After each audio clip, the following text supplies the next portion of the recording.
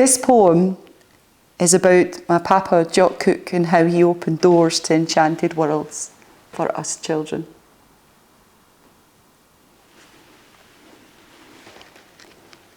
The Routin Brig. Let's gan for a run. 7 of us pile into the brown Renault estate, wriggling for room.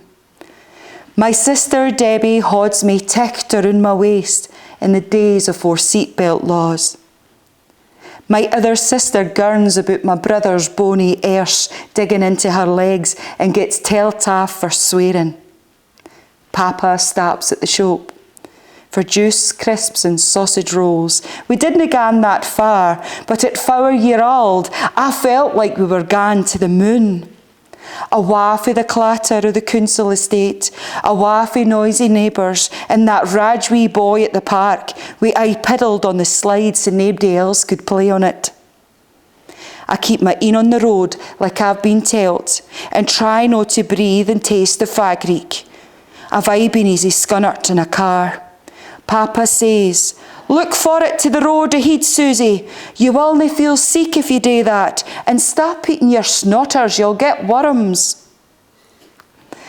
Down the road, past moo coos and sheepy maze, I anticipate each bend to where the wild garlic and bluebells await. I seek the old kirk o' iron grey, a beacon in the summer sun, its familiar sandstone and white paint, a signal that we're no far noo. We stop just afore the Brig.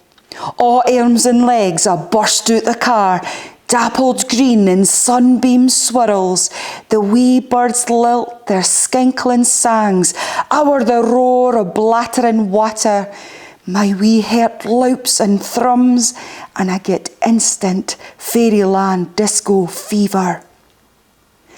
I run to the top of the steep path, down onto my hunkers, I skiddle down to my enchanted fairyland escape.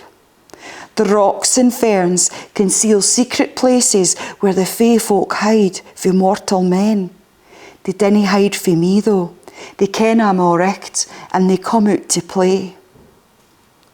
I marvel at the white waterfall, cascading bricht, plashing against the arc-wet stains. A rainbow portal shimmers and vanishes. I slip off my shin and plant my feet on the dry shingle shore. Grit finds its way atween my toes, then disperses with the first dip. Each slow step in the cold brown water finds foothold in grooves atween slippy stains. My hands racks out, ready to touch the muckle rock that juts out for the forest edge, into the flow, pure and certain. Paddling pixies and drouthy bumblebees enjoy the shallow water pools in the crevices of this ancient mossy seat. Above the arched frame of the cascading white water, my old papa has ascended to the top of the tree, or so it seemed. I can still hear him shout, "Susie, look up!"